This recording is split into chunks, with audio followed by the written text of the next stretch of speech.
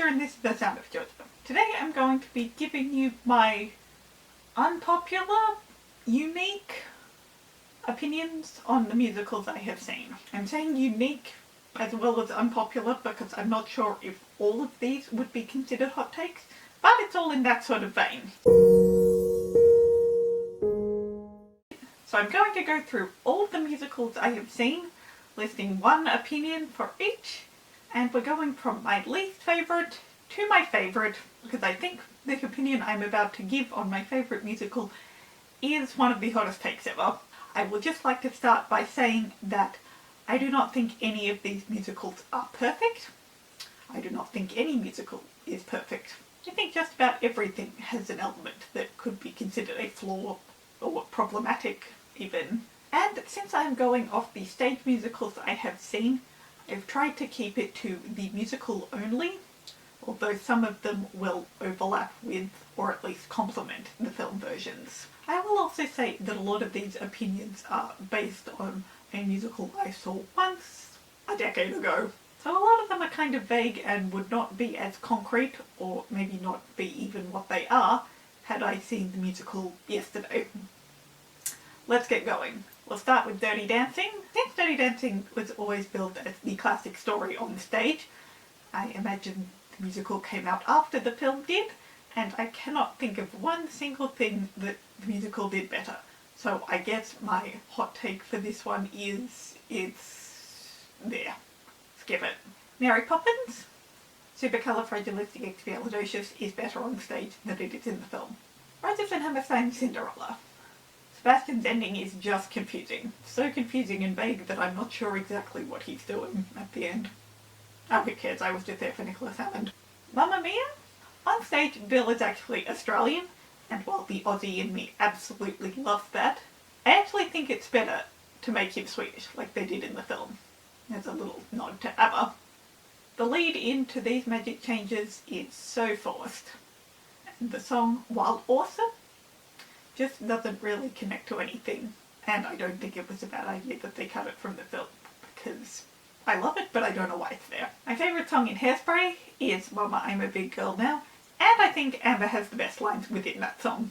Moving on to Annie, this may differ depending on the specific production, and how that production is unique aesthetically, but at least as far as the one I saw, her hair should be curly the entire time.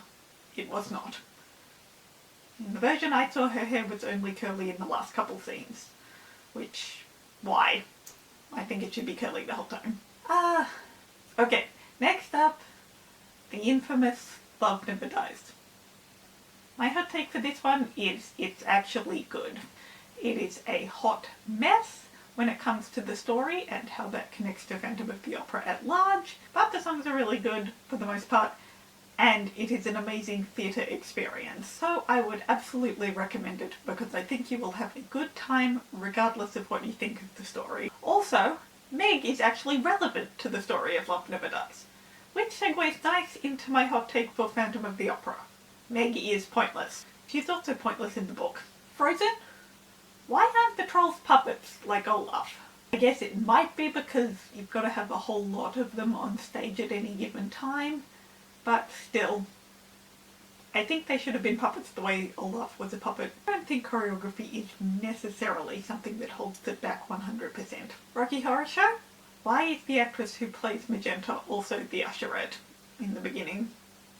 I don't have a problem with this at all, I'm just curious. I am unsure as to why they don't have an ensemble member do that.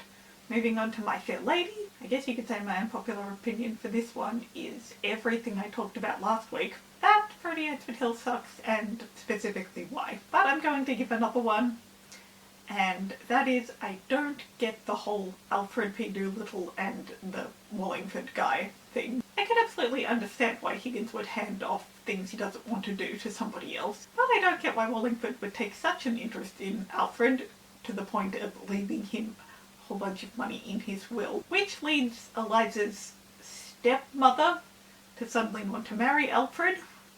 I don't know why she's the stepmother if they're not married. I don't know why he doesn't want to marry her. I don't get it. It's what?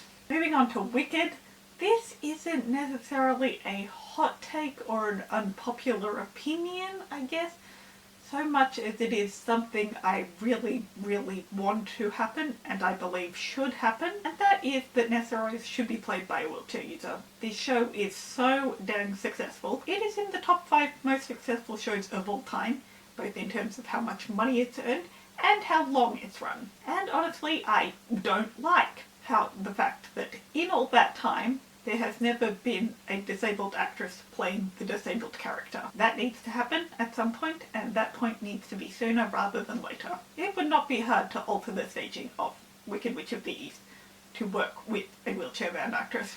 Ali Stroker has proven that wheelchair-bound actresses can work in professional theatre, so it needs to happen. We're now in my top 4 God tier ones. You can see the video if you want to know all about that.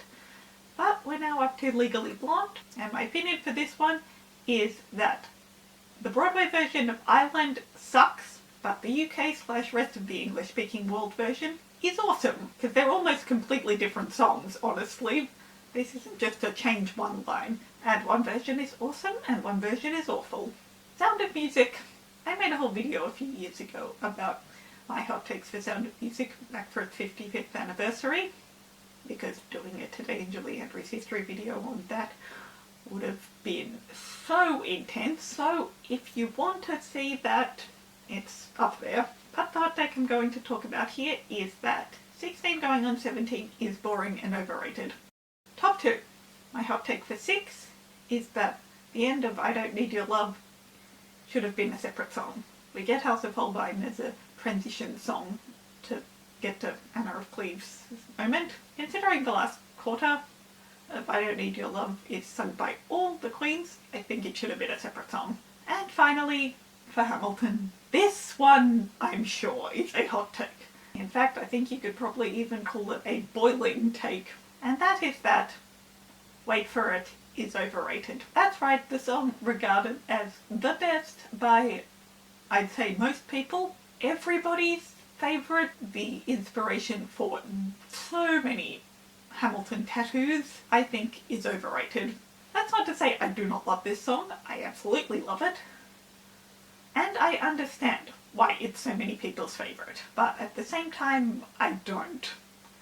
If that makes any sense. I wonder what my hot take for Beauty and the Beast will be. I'm seeing that in July. But for now, that's all I've got for today. Let me know if you have an unpopular, unique opinion for a musical you've seen. Do you agree with anything I've said? Do you disagree? Stay safe, guys. Feel free to like and subscribe, and I'll see you in my video next time. So long, for a while.